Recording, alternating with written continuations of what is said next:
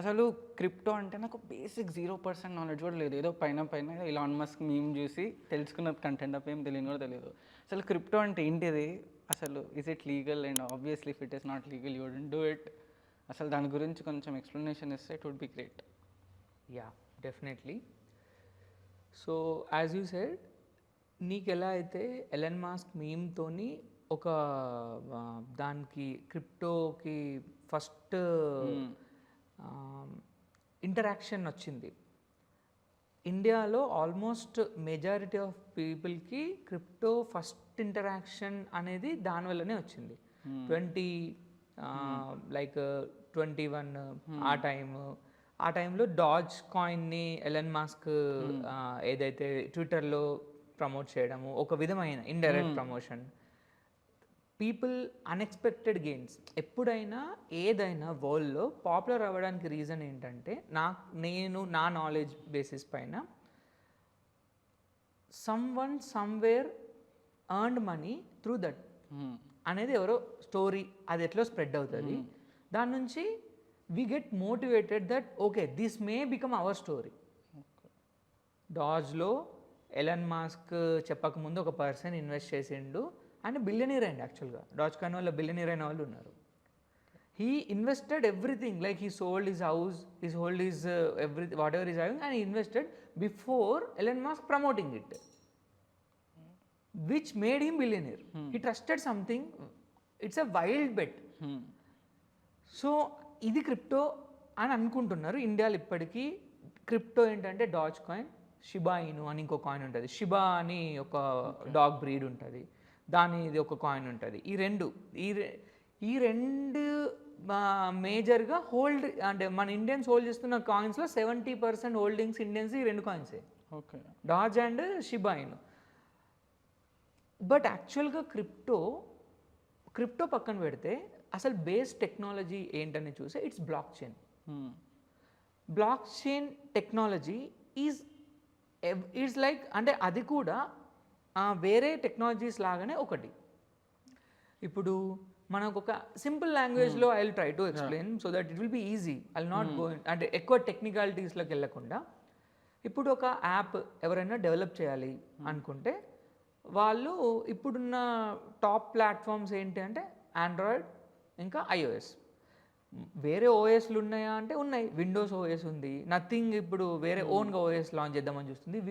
ఇంకా వేరే కూడా లైనక్స్ చాలా ఉన్నాయి. బట్ పాపులర్ అయినవి ఏంటి అంటే ఆండ్రాయిడ్ ఇంకా iOS. Block chain is also like A platform where people can develop apps on that. This is like next level. దీని ముందు మనం బేసిక్గా అసలు ఈ బ్లాక్ చైన్ పాపులర్ అవ్వడానికి రీజన్ ఏంటి? బ్లాక్ చైన్ టెక్నాలజీ 1980s అప్పటి నుంచి research is going on that. So many people like published papers on that, research papers publish చేశారు 80sలో 90sలో. ఈ టెక్నాలజీ ఎలా యూస్ఫుల్ అవుతుంది వరల్డ్కి in many ways in every sector అనేది. కానీ ఇది పాపులర్ అవ్వడానికి రీజన్ ఏంటంటే 2009 ఆ టైంలో ఒక anonymous person, no one knows who is he even still today, he built a cryptography over that. అంటే బిట్ కాయిన్ ఏదైతే ఇప్పుడు మనం వింటున్నామో ఇంత పాపులర్ అవ్వడానికి రీజన్, బిట్ కాయిన్ 2009లో ఒక డెవలపర్ అని అనుకుందాం అతన్ని, ఎవరైతే Satoshi Nakamoto. He developed a technology. అది ఎలా చేసిండు, ఎందుకు చేసిండు? అతను ఒక వైట్ పేపర్ రిలీజ్ చేసిండు. ఆ వైట్ పేపర్లో ఏముందో క్లియర్గా అది నేను ఎగ్జాక్ట్గా ట్రాన్స్లేట్ చేయడానికి ట్రై చేస్తాను. సో వరల్డ్లో పీపుల్ ఏదైతే డిఫరెంట్ కంట్రీస్లో మనీ యూజ్ చేస్తున్నారో దాన్ని కొన్ని సెంట్రల్ అథారిటీస్ హోల్డ్ చేస్తున్నాయి, కంట్రోల్ చేస్తున్నాయి. పవర్ అంతా ఒక సెంట్రలైజ్డ్ పీపుల్ దగ్గర ఉంది. అది గవర్నమెంట్స్ అవ్వచ్చు, లేదా టాప్ బిజినెస్ పీపుల్ అవ్వచ్చు, వీళ్ళ దగ్గరనే పవర్ అంత ఉంది. ఇన్ఫ్లేషన్కి reason middle class, below middle class అంటే సఫర్ అవ్వడానికి, world population majority of the population suffer అవ్వడానికి రీజన్ వీళ్ళ చేతిలో పవర్ ఉండడం, సెంట్రలైజ్డ్ అథారిటీస్ వీళ్ళ చేతిలో పవర్ ఉండడం. సో అతను దానికి ఒక సొల్యూషన్ కావాలి నాకు, అంటే పీపుల్ చేతులకు ఫ్రీడమ్ పవర్ ఇవ్వాలి.